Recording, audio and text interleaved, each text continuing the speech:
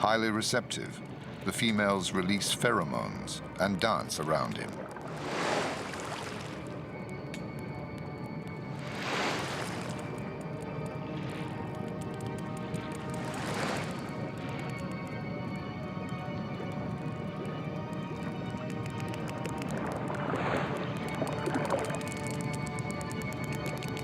The male displays himself in front of the females and expresses his affection by stroking them all over their bodies with his tail and snout.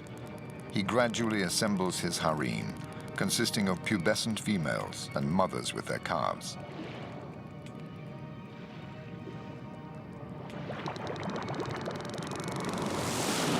Drawn by the commotion, other smaller sperm whales join the dominant male, taking advantage of any lapses in his attention to slip within the pod and exchange caresses. The sperm whales gather together in a great circle, protecting their young. All their heads face each other, their tails ready to lash at any intruder. This harem is then the scene of a lengthy petting session, consisting of caresses, nibbles, rolling embraces, and general awakening of their senses. With his sexual organ the size of a human being, the dominant male slips beneath one of his partners. He penetrates her rapidly for a few seconds only, as remaining coupled together underwater is no easy task. He then repeats this rapid copulation with several females, until he is satisfied that he has impregnated all of the pod's fertile members.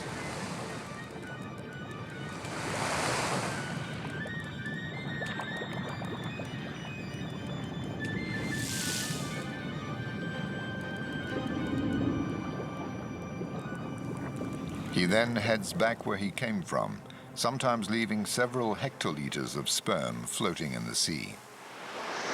16 months after the sperm whale has impregnated his harem, a female, aided by 2 midwives, gives birth close to the surface. The calf is already large, measuring around 4 meters. Its umbilical cord and that of its mother will take 2 days to detach themselves. Under careful supervision, the calf first learns to maintain its balance in the water. For 2 years, it will remain under the care and protection of the females, led by the matriarch. Throughout this period, it will stay tucked away beneath its mother, frequently attaching itself to one of her teats. Each day, it drinks 20 liters of condensed milk, with an equal amount being dispersed into the sea. This act of suckling lies at the origin of all the signs of affection and tenderness which are specific to mammals. When the pod dives to hunt in the depths, certain females remain on the surface with the youngest whales.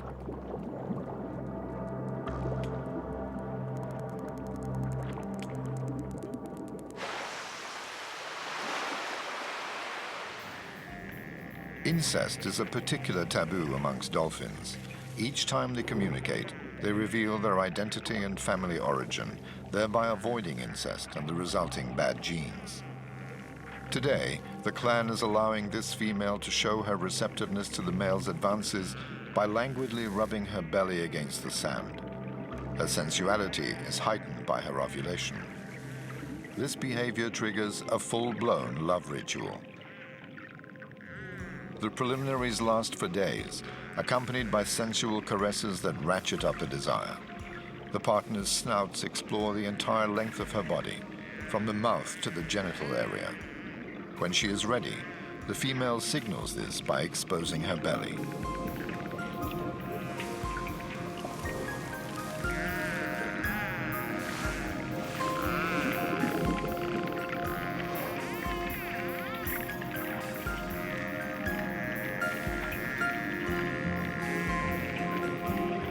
As for the male, his sexual organ is continually erect, concealed in his genital slit. It only emerges at these special moments. And what a special moment. The males mate with one female, then another again. Each time, their coupling only lasts a few seconds.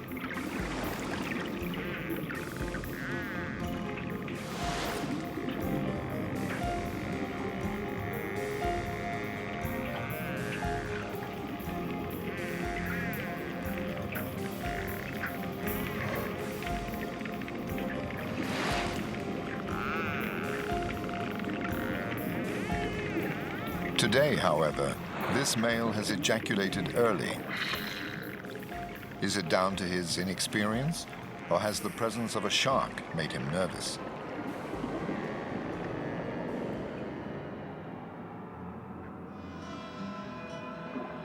Just as with the rays, the male introduces one of his two pelvic claspers into the female's cloaca.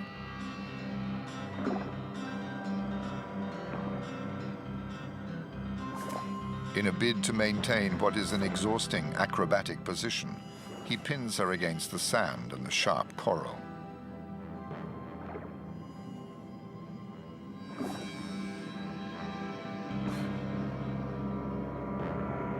With every spasm, the male pumps salt water into the channels visible along his belly, then simultaneously propels into the female's cloaca a mixture of sperm, water, and serotonin, a hormone that aids impregnation.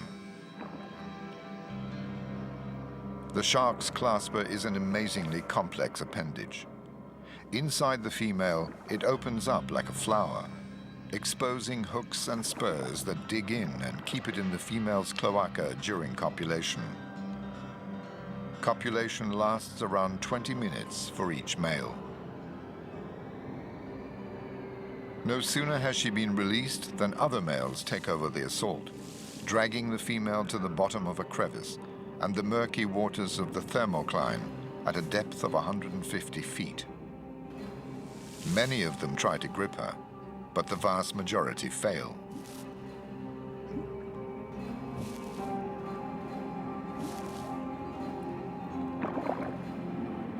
Today, a surprising and previously unobserved event is occurring.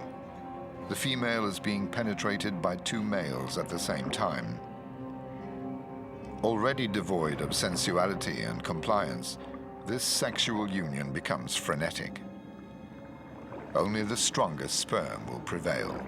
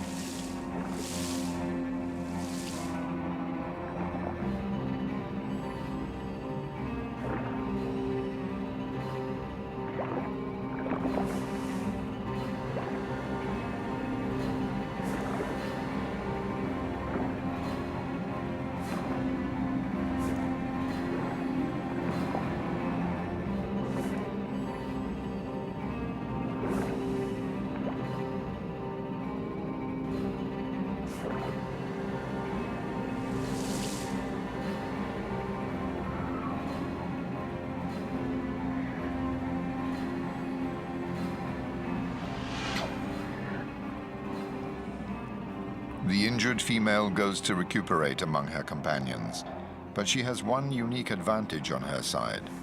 She can stockpile spermatozoa for 14 months and can therefore wait for her wounds to heal before fertilizing them. But those which suffer the most serious injuries will die an agonizing death. Once impregnated, she will cease to feed for the period of her pregnancy. 9 months later, sensing she's about to give birth, she feels the need to scratch her belly.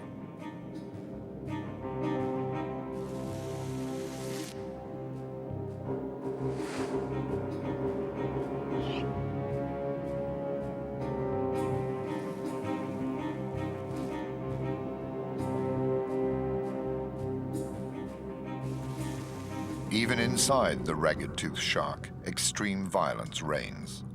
The fetuses have already developed their teeth and the ability to swim. The strongest are feeding on unhatched eggs.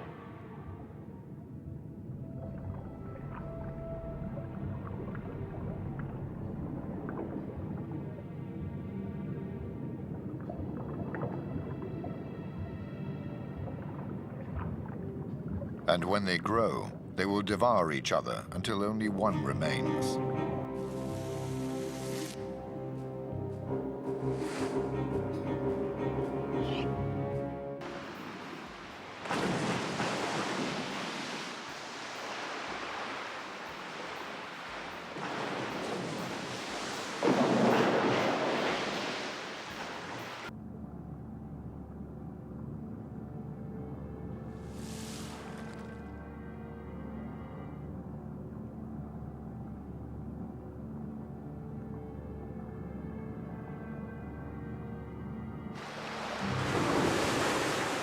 When it comes to sex, the normally peaceful right whale exhibits extraordinary energy, delivering blows with his tail to the rival's genital area in order to crush the huge testicles located inside his body.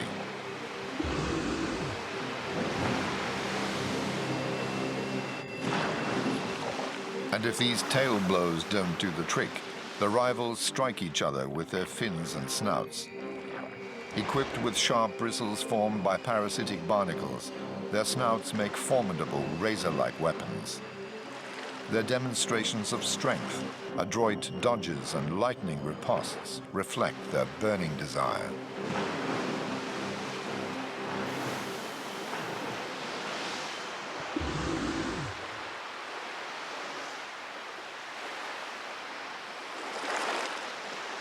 During this time, the female, who has remained placidly alongside the fighting males, has been approached by a young albino who slips beneath her. She acquiesces, as she regards it as an additional opportunity to procreate, while he sees it as a chance to get ahead of his rivals. The two partners embrace, stroking each other and showing great tenderness with their fins.